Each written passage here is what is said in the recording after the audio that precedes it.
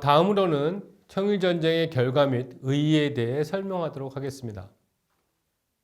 첫째, 청일전쟁은 청나라가 한국에 대한 종주권을 상실하고 일본이 동아시아 패권국으로 등장하는 계기가 되었습니다.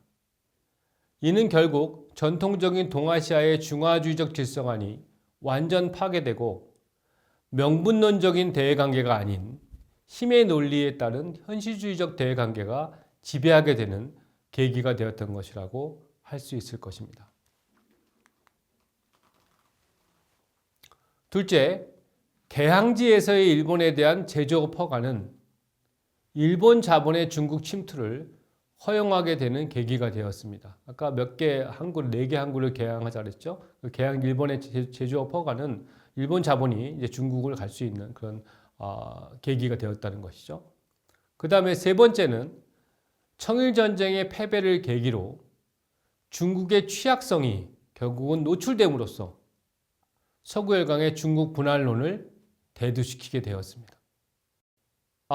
우리가 60년대부터 태평천국 운동에 진압해서 영국과 프랑스 연합군의 힘을 본 당시에 그 이홍장, 좌정당 이런 사람들, 진국본 이런 사람들이 시작한 소위 양무운동이 30년 동안 많은 걸 하긴 했지만 마지막에 결국은 그 양무운동이 갖고 있는 한계, 즉 그 서구 열강이 왜 강한지에 대한 근본적인 문제의식을 갖지 못하고 결국은 중화주의적인 생각을 가지면서 오로지 서양의 무기나 과학기술만 받아들이자라고 했던 그런 소위 동도서기적 중체서용적인 개혁이 결국은 청일전쟁에 있어서 일본의 서구적 개혁과 그 다음에 현실주의 외교노선, 일본은 얼마나 사전 준비가 철저합니까? 지금 제가 설명드렸다시피 이런 현실주의적 외교노선과의 대결에서 완전히 패배했기 때문에 중국이 약하다라는 중국의 취약성이 완전히 노출됐다는 것이죠.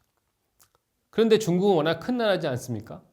큰 나라다 보니까 어느 한 나라가 중국 전체를 식민지화로 만드는 것은 거의 불가능하게 되겠죠. 그렇기 때문에 초반부터 영국과 프랑스를 비롯한 서구 열강들, 또 위에 러시아도 있고요, 미국, 이런 열강들은 서구 열강을 각 지역마다 지역별로 서로 간에 자기의 영향력을 확대시키는 방향으로 했죠. 그래서 제가 기억나시겠지만 여러분 중국의 문호개방 과정을 할 때 중국 문호개방 과정에 있어서 유럽의 정치에 있어서는 영국과 프랑스, 러시아가 서로 간에 경쟁하고 갈등이 있는 구조이지만 중국에 들어올 때는 그렇죠? 서구 열강들이 서로 간에 협력하는 갈등 속의 협력 속의 갈등의 구조를 보여준다고 그랬었습니다. 그런 부분이 결국 중국 분할론까지도 이어져서 남부지방 미얀마, 지금 현재 미얀마 인도 쪽에부터 시작해서 미얀마까지는 영국이 비엔남 쪽으로 올라오는 그 지역은 중국이, 그 위쪽에는 러시아가, 이런 식으로 이제 분화한다는 그런 분할론을 대두시키게 되었습니다. 그 다음에 당연히 청일전쟁에서 일본이 승리했잖아요. 중국에 대해서. 그러니까 중국 내에서 오히려 배일 감정, 일본을 배척하는 감정이 강해진 대신에 친러, 영국과 프랑스도 이제 다 싫고 러시아하고 좀 친해보자는 친러 배일 감정이 고조되는 결과를 낳았습니다. 다섯째, 일본의 입장에서는 명치유신 이후에 일본 정부, 즉 주류죠. 이 사람들 국권파라고 그랬죠. 그렇죠? 그 주류 국권파가 지속적으로 추진해온 국내 개혁과 서구화를 지향하는 근대화의 성과를 확인하는 계기가 되었다는 것이죠. 특히 일본은 청일전쟁의 승리를 통해서 서구 열강에게 확실한 강국으로서의 이미지를 부각시키게 되었고 1897년부터 그 결과 불평등 조약을 개정할 수 있게 되었습니다. 여섯째, 청일전쟁은 이후 동아시아를 배경으로 한 서구 열강의 대립, 반목, 갈등, 협력의 상황을 조성하게 되었는데요. 그 첫 번째 계기가 청일전쟁 종결 후에 패권 세력으로 등장한 일본의 세력 확장과 이에 대한 러시아, 프랑스, 독일 이 3개국의 대응이 초래한 삼국 간섭이었다고 할 수 있겠습니다. 그래서 요동반도를 그다음에 대만 팽오도를 갖다가 우리 조약의 15세기 강화 조약 중에 하나가 요동반도와 대만 팽오도를 할양한다는 거 있잖아요. 이 자체가 결국 일본이 직접적으로 중국 청나라를 침략하는 것이기 때문에 여기에 대해서 가만히 있을 수 없다라고 해서 러시아, 프랑스, 독일이 러시아의 주도하에 프랑스, 독일이 참여하는 삼국 간섭으로 진행됐다는 것입니다. 결국 이제 일본이 우리가 배우지 않겠죠. 삼국 간섭에서 일본이 결국 열세를 인정하고 일단은 철수하게 되는데요.